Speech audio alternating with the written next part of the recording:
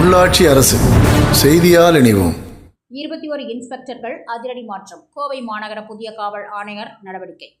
கோவை மாநகரில் 21 காவல் இன்ஸ்பெக்டர்கள் அதிரடியாக பணியிடை மாற்றம் செய்து ஆணையர் உத்தரவிட்டார். கோவை மாநகர காவல் ஆணையராக பொறுப்பேற்றுள்ள கண்ணன் 21 இன்ஸ்பெக்டர்களை பணியிட மாற்றம் செய்து உள்ளார்.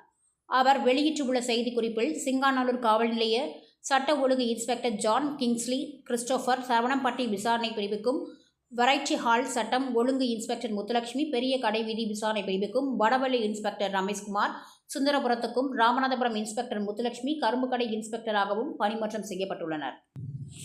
காத்திருப்போர் பட்டியலில் இருந்து இன்ஸ்பெக்டர்கள் பாலமுருகன் மாநகர குற்றப்பிரிவு 2க்கும், சசிகலா மாநகர குற்றப்பிரிவு 1க்கும், ராஜசேகரன் சிங்காநல்லூர் சட்ட ஒழுங்கு இன்ஸ்பெக்டராகவும், ராஜசேகர் ரேஸ்கோர்ஸ் விசாரணை பிரிவுக்கும், கண்ணன் குனியமுத்தூர் சட்டம் ஒழுங்கு இன்ஸ்பெக்டராகவும் பணிமாற்றம் செய்யப்பட்டுள்ளனர்.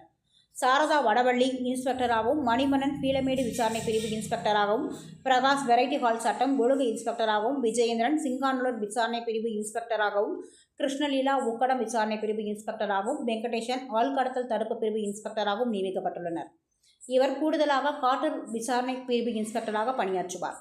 மாநகர குற்றப்பிரிவு 1 இன்ஸ்பெக்டராக நிர்மலா போக்குவரத்து புலனாய்வு பிரிவுக்கு கிழக்கும், ஈரோட்டில் பணியாற்றிய பூரணச்சந்திரன், பாரதி மேற்கு மகளிர் காவல் நிலைய இன்ஸ்பெக்டராகவும், பிரபா மத்திய மகளிர் காவல் நிலைய இன்ஸ்பெக்டராகவும், சுந்தராபுரம் இன்ஸ்பெக்டர் கண்ணையன் குனியமுத்தூர் விசாரணை பிரிவு இன்ஸ்பெக்டராகவும், ஆள்கடத்தல் தடுப்பு பிரிவு இன்ஸ்பெக்டர் மசூதா பேகம் கட்டுப்பாட்டு அறைக்கு காத்திருப்போர் பட்டியலுக்கும் இடமாற்றம் செய்யப்பட்டுள்ளனர் என்று அதில் கூறப்பட்டுள்ளது.